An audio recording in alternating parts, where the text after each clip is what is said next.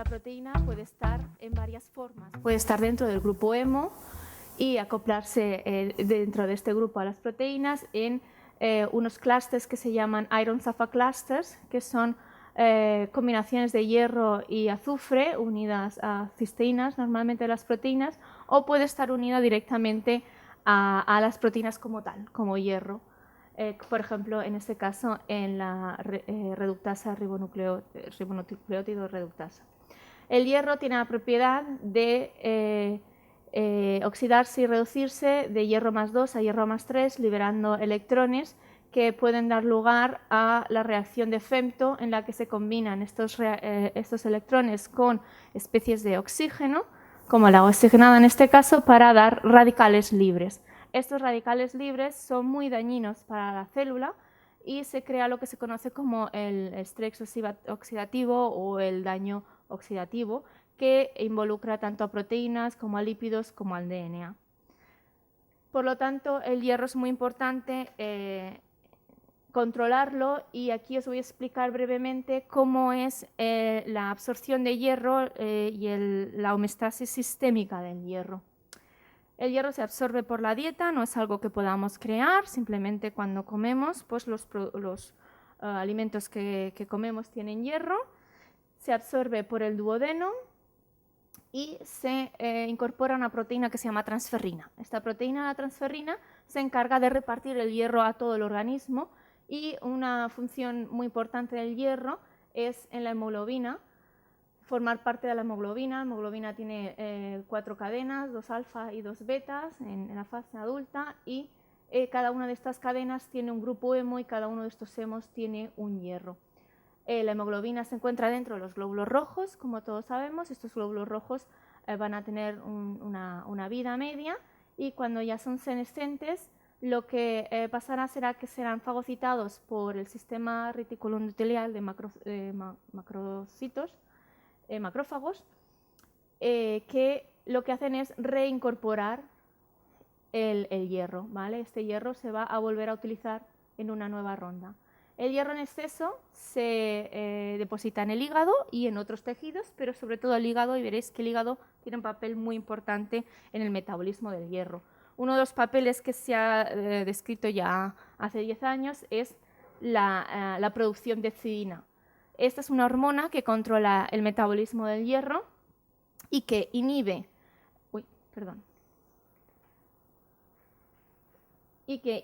tanto la absorción de hierro del duodenum como el release, la mitad de las cosas, la liberación, la mitad de las cosas digo en inglés, perdonad, pero estoy acostumbrada a hacer las charlas más en inglés que en el castellano, la liberación del hierro de los macrófagos. ¿Y cómo hace esto la hepcidina? Pues uniéndose al transportador de hierro, el único exportador de hierro que se conoce, que es la ferroportina. Se une a la ferroportina y la degrada, y se impide la salida de hierro. Como he dicho antes, el hierro es muy importante. ¿Y por qué es muy importante? Porque hay que tener la medida justa, como todo en esta vida, hay que tener la medida justa. Mucho hierro y poco hierro pues es malo, porque dará lugar a una enfermedad. Y os hablaré ahora de unas enfermedades. Por ejemplo, la sobrecarga de hierro genética es la hemocromatosis hereditaria, que tiene un alto riesgo de cáncer hepático, y existe también una serie de anemias que son también hereditarias, son anemias raras. Os quería presentar la unidad nuestra, que es de reciente creación, como os he dicho, y la que consta de 2 técnicos, yo y los miembros del Grupo Ibérico de Ferropatología. Estamos hablando de enfermedades raras. Enfermedades raras pues, son minoritarias, son raras, y para tener cubiertos a estos pacientes necesitamos una red de médicos que nos aporten estos casos, y por eso con el doctor Albert Altes creamos también hace poco el Grupo Ibérico de Ferropatología. Es un grupo, una red de médicos donde estáis todos los médicos interesados en este tema, podéis contactar conmigo, y tenemos una página web. Este es el logo del Grupo Ibérico de Ferropatología, y como su nombre indica, no solamente es español, sino que es ibérico, porque también tenemos mucha gente de Portugal que está interesada en el tema y que está en esta red también. Los servicios que damos es el servicio diagnóstico, como su nombre indica, y también os informo de que hemos puesto a punto la medida de la hepcidina, que es esta hormona tan importante para el metabolismo del hierro, mediante ELISA. Este es el contacto a la página web y el contacto del email, y aquí también os he dejado unos panfletos por si queréis para saber los precios y lo que hacemos. Lo que hacemos son estudios genéticos, secuencias genéticas de genes. ¿Cuántos genes estudiamos? Ahora mismo 19, que involucran a 5 tipos de enfermedades. La hemocromatosis hereditaria, sobre todo la hemocromatosis no HFE, en muchos centros, por supuesto, se hacen las 2 mutaciones del gen HFE, la C282Y, la H63D.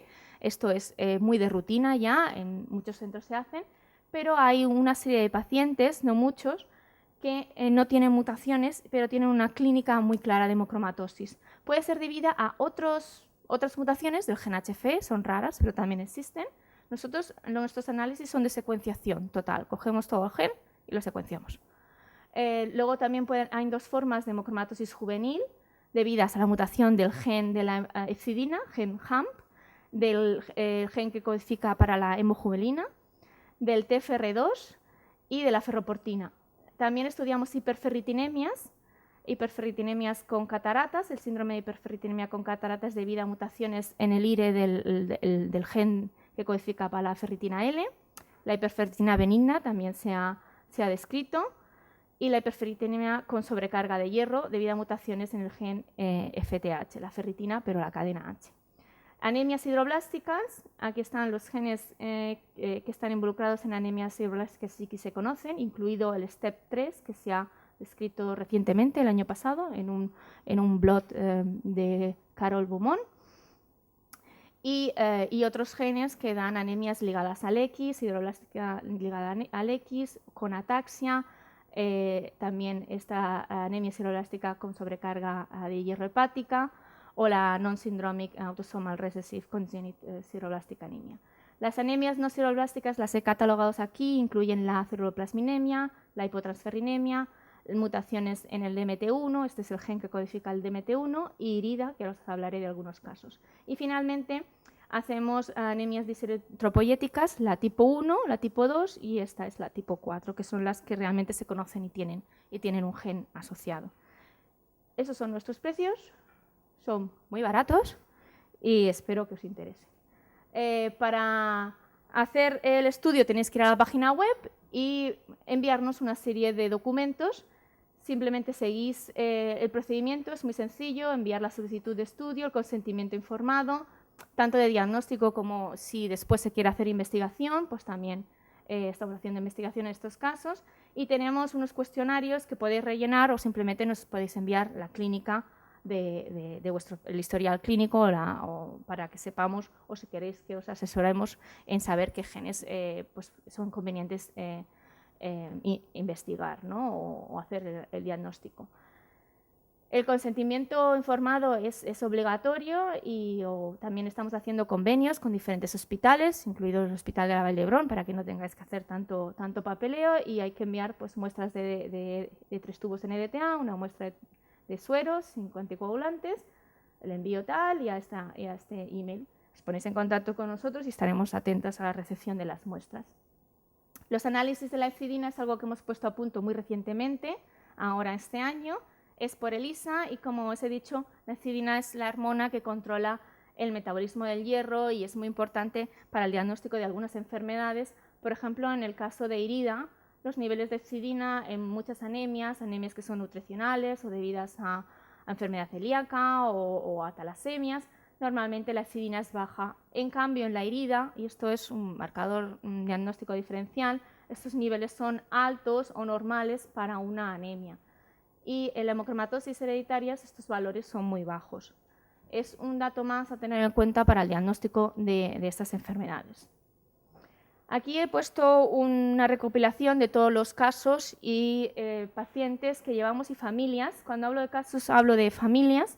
Desde que empezamos en el 2010 hasta ahora, la he utilizado recientemente, pues tenemos un total de 85 casos, que la verdad es que está muy bien porque todos esos son enfermedades raras. Hemos hemos estudiado a 101 pacientes con afectación. En total hemos estudiado a 155 personas, porque también nos envían afectos y no afectos, familiares que quieren saber pues, si presentan o no presentan las mutaciones. Y aquí os he puesto más o menos por casos. Hemos analizado 13 casos, 13 familias de hiperferritinemia con cataratas. Se presentó un póster en el Congreso de Hematología en el 2010. Se ha publicado un libro con varios de estos casos también. Ahora recientemente nos han aceptado un paper en Orphanet Journal of Rare Diseases con 2 mutaciones nuevas de LIRE, de la ferritina L. No solamente hacemos estudios genéticos, sino también hicimos estudios funcionales de uniones a las IRPs. 2 casos de hiperferritinemia sin cataratas, donde nos han encontrado mutaciones, 26 casos de hemocromatosis. Y aquí en rojo os estoy señalando los casos que ahora discutiremos un poquito más en profundidad. He cogido estos porque son los que están un poquito más avanzados y los que estamos haciendo también colaboraciones con el grupo del doctor Xavier de la Cruz. Pero bueno, es porque tampoco puedo presentar todos los casos, no tendríamos tiempo. 26 casos de hemocromatosis, de ellos tenemos un caso de C282Y HFE, pues este se ve que se coló, no se detectó, nosotros por secuenciación lo detectamos. No es común que nos lleguen estos casos porque normalmente las hemocromatosis ya nos llegan negativas para esto. 4 familias con mutaciones en el gen TFR2, 3 mutaciones nuevas, tenemos una publicación en preparación, 3 casos con mutaciones en el gen de la ferroportina, con 2 mutaciones nuevas, 10 casos de anemias sideroblásticas, 2 debidas a mutaciones en el gen ALAS2. Algunas mutaciones son conocidas, por los que simplemente hacemos el report y poca cosa más hacemos. Si las mutaciones son nuevas, pues ya nos planteamos si hacemos alguna publicación, hacemos más estudios funcionales. Esta publicación se publicó en Hematológica en el 2001 en colaboración con el grupo de Alison May y el grupo de Carole Beaumont en Francia, Carole Beaumont, y Alison May en UK. 19 anemias no sideroblásticas, y estos son casos, por ejemplo, 2 de estas familias de atransferrinemias son de aquí, son de la Vall d'Hebron. Hay una de estas familias que es de la Vall d'Hebron. Son casos ultra raros, solamente hay 14 personas con hipotransferrinemia descritas en todo el mundo. La verdad es que estamos muy contentos de poder aportar tanto a esta investigación, ya que estamos ahora mismo trabajando con 4 de estos casos. Tenemos una publicación enviada a British Journal Hematológica y otra, la de aquí de la Vall d'Hebron, que está en preparación. 4 familias con IRIDA, que ahora hablaremos un poquito más de ellas. También tenemos una publicación en preparación. Hemos publicado recientemente un review sobre IRIDA. Y también tenemos casos en los que vamos más allá en la investigación, y porque creemos que son nuevas entidades de genes nuevos en los que hemos hecho Next Generation Sequencing, Exoma, y estamos trabajando en ellos para saber cuál es el gen responsable de esto. Hay 15 casos de anemias diseriproyéticas tipo 1, tipo 2, con mutaciones nuevas en el SEC23 o en el CDA1. Ahora os hablaré de estos 2 casos que os he dicho, los de IRIDA y los de... para entrar un poco más en profundidad en los casos concretos. IRIDA es Iron Refractory Iron Deficiency Anemia, y es una enfermedad del metabolismo del hierro. Es una anemia que, como muchas anemias, se empezaron a descubrir y investigaron por modelos de ratones. El ratón MASC es este de aquí que tenéis en el dibujo.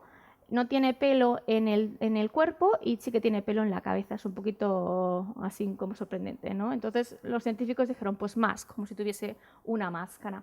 Es un ratón de mutagénesis, y a través de estudios de clonación posicional se descubrió que tenía una mutación en este gen, TMPRSS6, que es una matriptasa.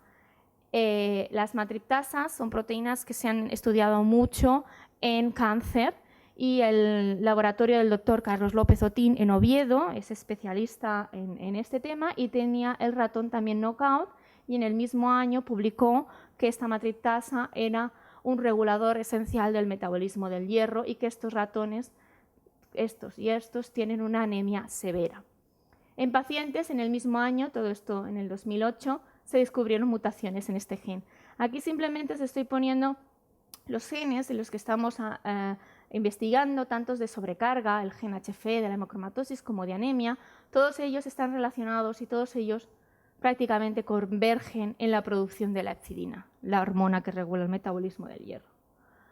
La herida es una anemia microcítica, hipocrómica, como todas las que tienen relación con el metabolismo del hierro, que tiene una respuesta parcial a hierro oral y una respuesta que no es buena a hierro oral y una respuesta parcial a hierro intravenoso.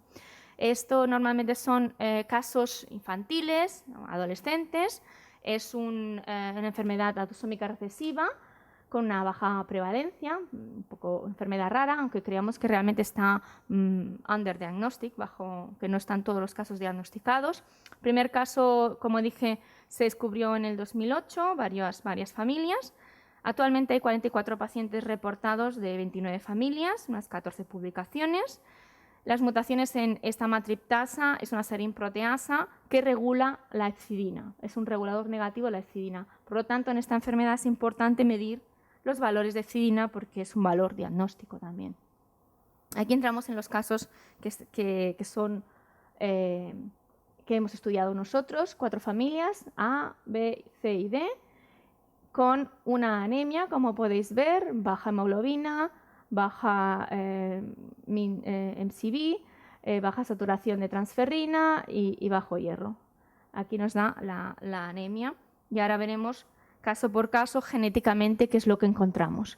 En el primer caso, en la primera familia, teníamos 2 afectos, 2 primos afectos y encontramos una mutación que causa la creación de un codón de stop.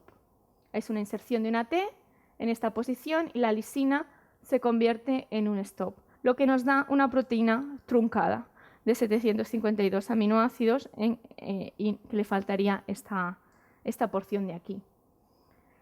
La segunda familia y la tercera son 2 familias independientes. En esta hay 2 personas afectas, en esta hay una afecta. Es una mutación missense en homocigosis en la que una treonina cambia a un aspartato y, como podéis ver en esta alineación de la matriptasa en diferentes especies, esta treonina está totalmente conservada. Y esto nos indica que el aminoácido puede ser importante para la función de la proteína cuando está tan conservado por la evolución. En la última familia teníamos 2 mutaciones, es heterocigota compuesta para 2 mutaciones. Una de elección que cambia la pauta de lectura y crea un codón de stop 14 aminoácidos después. También tendríamos uno de los alelos truncados. Y la segunda mutación es una mutación missense, y aquí también hicimos estudios de bioinformáticos para ver si esta leucina estaba conservada. Efectivamente, está conservada en todas las especies.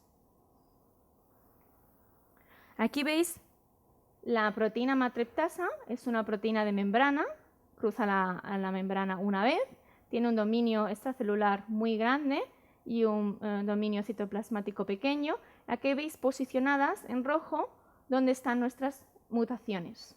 Mutaciones que son nuevas y que las estamos publicando con otras familias del grupo de Carol Beaumont y de Achilleas y Loscon en Italia y en Francia respectivamente. Como veis, aquí estas son las otras mutaciones que se han descrito. Hay genes que se mutan en un aminoácido particular, en una posición particular, pero aquí veis que cualquier mutación realmente es bastante deleterio y bastante malo para la funcionalidad de la matriptasa. En conclusiones, en estos casos de herida es altamente sugestivo que las variaciones encontradas en estas familias sean las causantes de su clínica. Estamos haciendo estudios funcionales que verifican estos.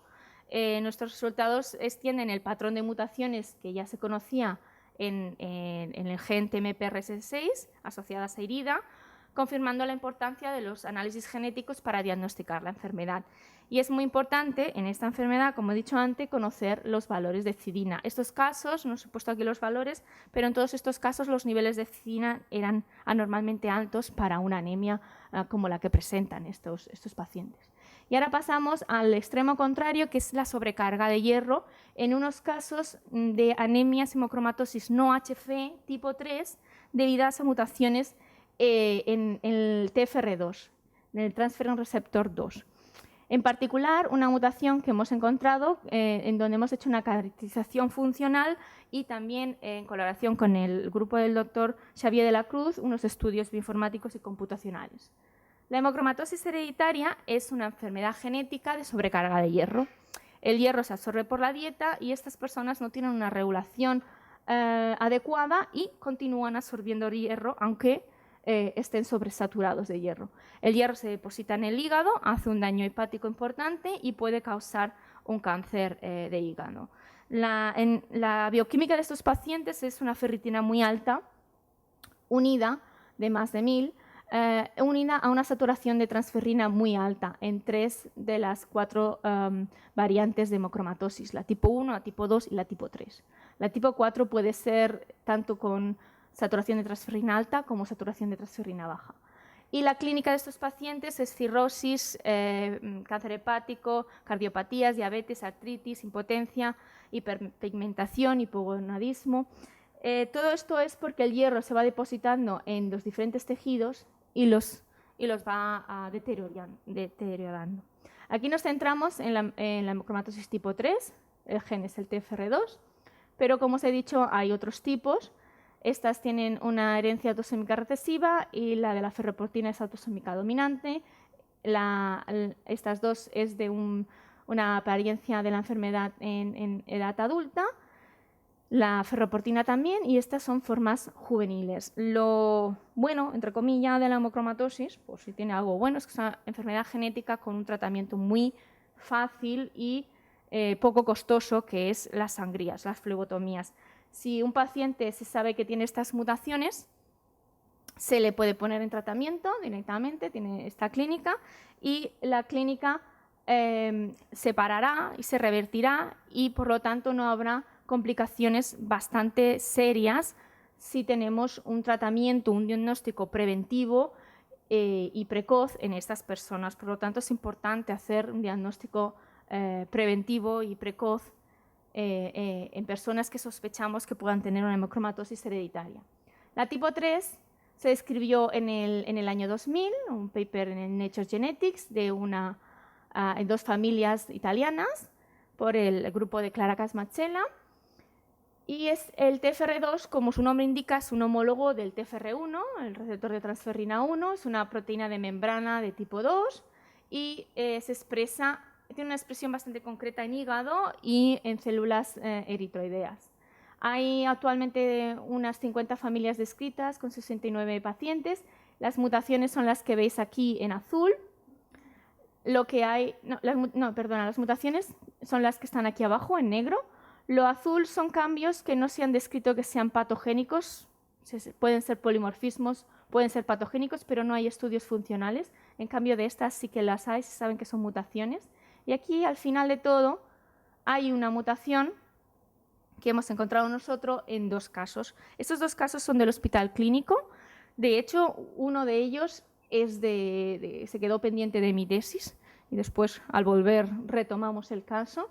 Y estoy bastante satisfecha de haber podido solucionar genéticamente qué pasaba con esta señora, que actualmente tiene 57 años, pero que fue diagnosticada cuando tenía 31 años, con unas ferritinas muy altas, de 1700, 2000, una saturación de transferrina muy alta, ya tenía cirrosis hepática, tenía depósitos masivos de hierro con un índice hepático de 3,2, de 3,6, hepatomegalia, problemas de altalgias y amenorrea. Esta persona ya se le había empezado el tratamiento y todo y lleva más de 82 flebotomías.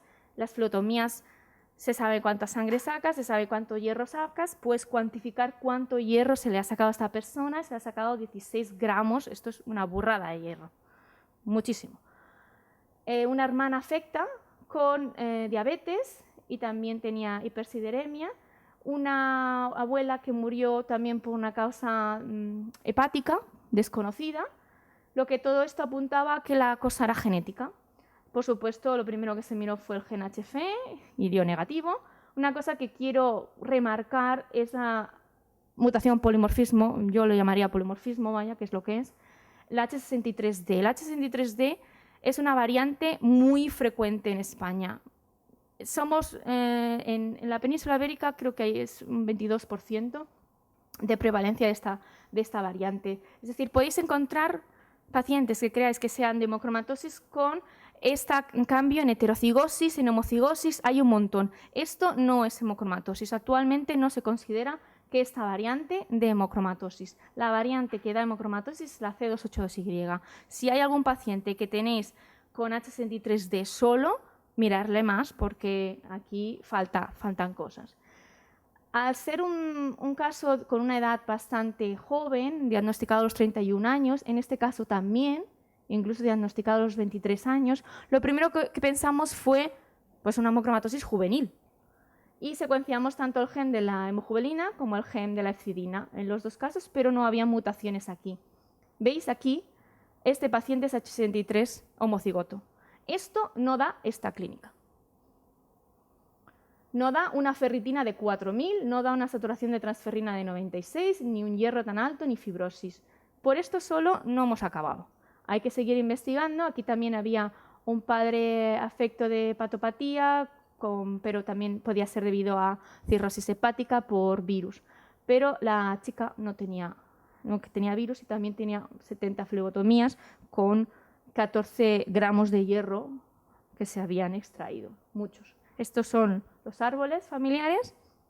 Esta es la probando del primer caso y encontramos esta mutación, la glicina 792, que cambia a arginina, en homocigosis tanto en ella como en la hermana. Y en este caso lo encontramos en heterocigosis y aquí tenemos otra mutación, posible mutación de splices que estamos investigando también. Aquí tenéis los histogramas de la mutación. Esta mutación se había encontrado previamente descrita en heterocigosis en un paciente que además tenía dos mutaciones más. Y textualmente en la publicación de Liam Barton pone que the function effect of the TFR2 G792R is unknown and in the context of the present patient it is irrelevant. ¿Por qué era irrelevante en el contexto del paciente? Porque el paciente ya tenía dos mutaciones más, una de stop y otra missense, que se creían que eran las causantes. Por lo tanto, esta no se le dio ningún tipo de importancia en este paper, ni se hizo ningún tipo de estudio funcional. Nosotros tenemos la primera familia con esta mutación en hemocigosis, en el caso 23. Y queríamos saber qué consecuencias funcionales tiene esta mutación. Por lo tanto, hicimos estudios de biología molecular, clonamos la mutación en el gen TFR2 y hicimos mutagénesis para incorporar la mutación y hicimos estudios de localización por inmunofluorescencia, transfectando este plásmido en células hepáticas, tanto las H7 como las EGTUR. Este plásmido está marcado con un flag, con un label en el C y en el N. Tenemos las dos versiones. Y aquí podemos ver la localización de la proteína wild type en membrana. Aquí es un control positivo, la anticaderina E, que también se expresa en membrana, y esta es la imagen de Merck, y esta es la imagen del DAPI de tinción del núcleo, del DNA. Y aquí podemos ver la mutación con el C-flag. Lo que podéis ver es que se pierde la localización en membrana de esta proteína. Está intracelular, pero no está en membrana. No vemos esta fuerte colocalización como vemos aquí. Tanto pasa esto con la construcción con el C-flag como con el N-flag. En el N-flag vemos la localización en membrana y en la mutada no hay localización en membrana. También hicimos el mismo estudio con las células sin permeabilizar. Como la mutación está en el dominio extracelular, si no permeabilizamos la célula y estábamos utilizando el C-flag, tendríamos que ver la localización en la membrana, ¿vale? El anticuerpo no va a entrar, no está permeabilizado, pero lo veríamos aquí. Si la proteína no está en membrana, porque no se expresa en membrana, el anticuerpo no nos va a dar señal. ¿Qué es lo que pasa aquí? No está viendo señal. Así podemos comprobar que realmente lo que está pasando es que la proteína no va a membrana. No solamente hicimos estudios moleculares, sino que también hemos hecho en colaboración con el grupo del Dr. Xavier de la Cruz, y con Sergio Lois, estudios bioinformáticos. Una cosa que siempre se hace es ver la conservación de este aminoácido en diferentes especies, desde primates hasta peces, depende de lo que esté conservada esta proteína. Y aquí vemos que está 100% conservada. Luego hacemos estudios de predicción con diferentes programas que predicen si una mutación missense, en este caso, es deleteria o es dañina, ¿no? Con programas que se llaman SHIF o Polyphen. Y por último, también estudios pues, de propiedades fisicoquímicas de este cambio de una glicina, es un aminoácido pequeño, a una arginina, que es un aminoácido grande y cargado. Esto nos da un cambio en el volumen y un cambio en la hidrofilicidad. Todo esto indica que puede haber un efecto de desestabilización de esta mutación respecto a la proteína, al monómero de la proteína, pero el TFR2 como el TFR1 son proteínas que dimerizan. Dos de estas proteínas dimerizan para, en el caso del TFR1, ser el receptor de la transferrina, como su nombre indica. Y estos estudios estructurales, con esta fantástica imagen que tenemos aquí, nos da dos monómeros. Este es un modelaje de la TFR2. La TFR2 no está cristalizada, por lo tanto hay que hacer un modelaje en base al TFR1. Este es el PDB del TFR1. Entonces se modeló el TFR2 sobre el TFR1 y vemos que la mutación, aquí en rojo, está semienterrada, una localización semienterrada, y en la interfase entre los dos monómeros, ¿vale? Esto implicaría que esta mutación rompiese la dimerización de la proteína TFR2. En conclusión, los análisis genéticos revelan dos familias, de hecho tenemos una tercera, con mutaciones en el TFR2, son enfermedades raras, con el cambio missense glicina 792 por arginina, y en el caso 7 no os lo he explicado, pero también hay un posible cambio de splicing que estamos analizando también por métodos de transfección y en tissue culture. El primer caso, esta mutación está descrita en hemocigosis por primera vez. En este caso, los estudios de inmunofluorescencia detectan que no se detecta en proteína, ¿vale? Indican que la proteína no va a membrana, por lo tanto, si no va a membrana no hace su función, que su función es señalizar hacia la hexidina. Muchas de estas membranas señalizan hacia la hexidina, no se produce hexidina y tenemos una constante entrada de hierro, hierro, hierro, hierro, porque no está la llave que bloquea la entrada de hierro. La llave es la hexidina. Y por estudios de bioinformática se indica que esta mutación desestabiliza tanto el dímero como el monómero del TFR2, afectando, por lo tanto, a su funcionalidad. Ahora os quería presentar una diapositiva de un proyecto que estamos haciendo que creo que va a ser muy interesante para todos los médicos hematólogos y de otras especialidades, que es el proyecto hiperferritinemia, que estamos haciendo en colaboración con varios médicos de diferentes centros de la Vall d'Hebron. Participa el doctor David Benítez. Y este proyecto es una problemática que se presenta muchas veces en los médicos, que es que tengo paciente con unos niveles altos de ferritina, es súper común. ¿Y qué hago con él? Pues hacemos una cosa o hacemos otra, llegamos hasta aquí, llegamos hasta allá. Entonces, para hacer un poco de homogeneizar el diagnóstico y el manejo de la hiperferritinemia, hemos pensado que sería bueno hacer un algoritmo consensuado con expertos españoles médicos de diferentes hospitales, el doctor Albert Altés, el doctor Ramachal, la doctora Cristina Sanz, el doctor Feller, bueno, varios. Y ahora ya tenemos hecho una publicación, una guía, ¿no?, para que podamos hacer un algoritmo y seguir ese algoritmo y saber en qué casos sí que necesitamos ir, por ejemplo, a una resonancia magnética, a otro tipo de pruebas más costosas, en qué casos necesitamos hacer estudios genéticos, en qué casos no, en qué casos solo necesitamos hacer un seguimiento.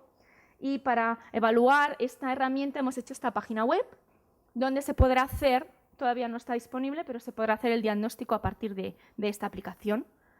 Y queríamos que también en los comentarios, está en castellano, en catalán, en inglés, En los comentarios queremos ver vuestro feedback y también si queréis participar cogeremos también datos para retrospectivamente analizar y ver si la herramienta es útil o no y hacer unas publicaciones. Tendremos un apartado que será para especialistas, solo para doctores, donde podéis entrar protegido por un password y entrar los datos de vuestros pacientes si estáis interesados en participar en este proyecto. Pues os podéis poner en contacto conmigo, con el doctor Altez o con el doctor David Benítez de aquí de la Vall d'Hebron. Y esto es todo. Os quiero agradecer. Quiero agradecer a la gente que ha participado en estos estudios, gente de mi grupo, Ricky Yoshi, que ha marchado recientemente de postdoc a Nueva York, Francisco Fusté, es un bioinformático de mi grupo, las técnicas, las dos chicas de la unidad de diagnóstico, la doctora Bienvenida Argiles es de los 4 casos de herida que he presentado, la doctora Cristina Sanz es del Hospital Clínico de Barcelona, de los 2 casos de TFR2 que he presentado, Xavier de la Cruz, muchas gracias por invitarme a dar esta charla aquí, toda la gente que participa en el grupo ibérico de ferropatología, y aquí están nuestros fundings, que son importantes y que esperemos que no se reduzcan más. Y bueno, gracias por vuestra atención y si queréis información de la unidad también tengo unos papeles que podéis recoger, están aquí en la mesa, por favor, feel free to take them.